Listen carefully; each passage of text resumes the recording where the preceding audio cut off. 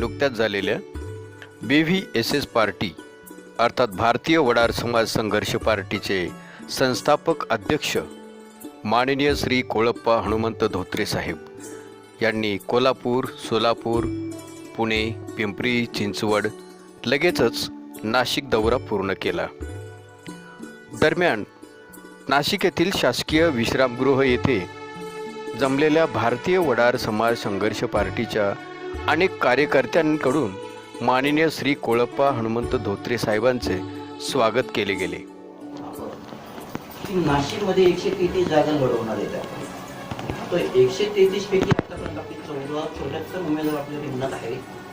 आता जे आरक्षण पडणार आहे तर आरक्षणानंतर एसी कॅटेगरी स्त्री आहे हे लक्ष देण्यासाठी आपण या ठिकाणी आलेली आहे। तो 23 तारखेला जो आहे जे प्रभाग रचना ते कोणत्या पद्धतीने केलेली आहे तो GRच्या माध्यमातून केलेला आहे की त्यांच्या बुद्धीने त्यांनी केलेली हे नक्की लक्षात आलेलं नाही।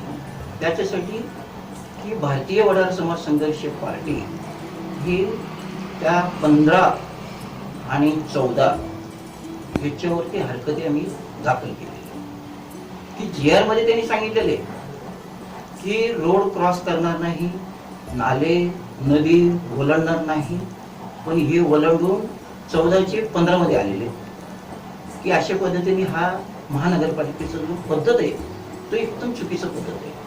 तर आमचे जे उमेदवार आहे या उमेदवारांना कोणत्या एरियामध्ये कसं उभं करावं हेच लक्ष देत नाही। त्या समयी पक्षाचे जिल्हाध्यक्ष माननीय भगवान देवकर सर, शहराध्यक्ष रितेश चिखलीकर, नाशिक महिला शहराध्यक्ष सौ उषा देवकर, प्रदेशाध्यक्ष चंद्रकांत पवार, देवळाली विधानसभा अध्यक्ष सौ रुपाली काटे, पूर्व विधानसभा अध्यक्ष आशा भोईर, पश्चिम विधानसभा अध्यक्ष सोमनाथ त्रिभुवन, मध्य विधानसभा अध्यक्ष प्रकाश दंडगवाळ, सातपूर विभागीय अध्यक्ष राजपाल सोनपसारे, नाशिक रोड महिला अध्यक्ष राजश्री कौटकर, नाशिक रोड अध्यक्ष भास्कर निकम, पंचवटी विभागीय अध्यक्ष योगेश चिखलीकर, मेरी म्हसरूळ विभागीय अध्यक्ष